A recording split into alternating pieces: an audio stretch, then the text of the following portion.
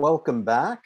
In this short video, we will talk about the last type of tissue. Remember, there are four types of tissues: epithelium, connective, muscle, and nerve. I have several videos that go over each one individually. Epithelium has its own video, connective tissue has its own video, muscle tissue has its own, and we will finish up here with the neuron. Now, when we talk about the nervous system, I typically use the word neural system, but the neural system has two types of cells. One is depicted here in this picture that's called a neuron, and the second type of cell are called neuroglial cells or neuroglial cells, meaning nerve glue. These are supporting cells. And there are many types of neuroglial cells in the central neural system, and there are some neuroglial cells in the peripheral neural system. But the only type of cell that is electrically excitable is the first type that we're going to talk about, that are called the neuron. And the neuron has a few major parts to it. One is going to be, let me change the color of my pen here. Let me make it red.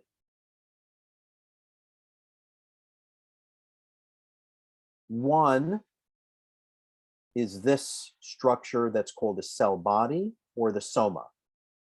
Now, what's attached to the cell body are dendrites. Dendrites are these highly branched structures that bring information and sensory information into the cell body. And the cell body, including the nucleus here, is going to process that information and then send the information away from the cell body through what's called an axon. So just remember the A in axon for away. The A for away, meaning it sends the impulses away from the cell body. I also want you to see that the cell body, the axon, has this insulation around it, this type of insulation. This insulation is called myelin, and it's made up of cholesterol, and it's made up of fat and lipids. It's an insulator and protector of the axon.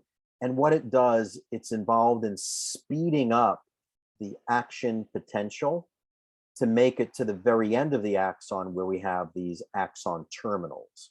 The very end of the axon are called the axon terminals. And what we have stored at the end of these axon terminals are neurotransmitters. So this axon terminal may be connecting to something like muscle. I'll put double M here for muscle. And the axon terminal is going to release a neurotransmitter that will affect the muscle and make the muscle contract. Okay? So we have the dendrites, which means like highly branched trees. Dendra means trees in Greek. So the dendrites are all of these highly branched structures that bring information into the soma or into the cell body. And then we have an axon that carries information away.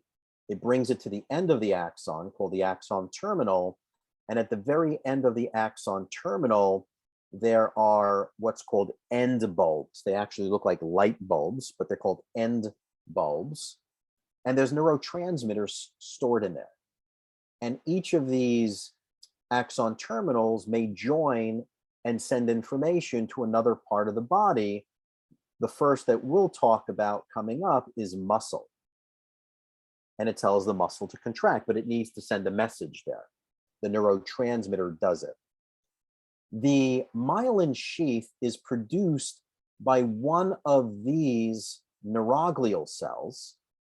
And in the peripheral nervous system, it's called a Schwann cell. Schwann cell.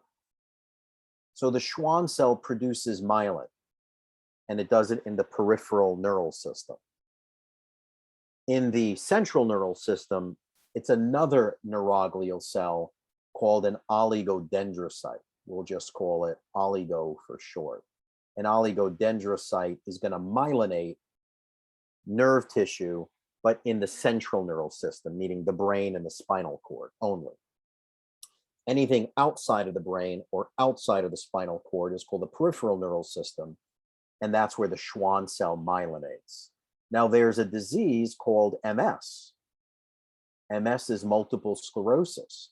This is an autoimmune condition in which the body is attacking itself and it can't produce the myelin.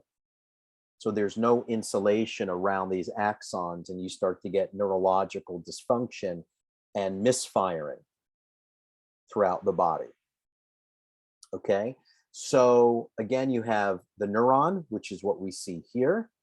And if you look at your hand, your palm, and your forearm make a good structure to look at for three of the main structures. The fingers would be the dendrites, your palm of your hand would be the cell body, and then your forearm would be the axon. Okay, just for simplicity. Okay, now we're going to look at the histology slides that go over epithelium, connective, muscle, and nerve tissue.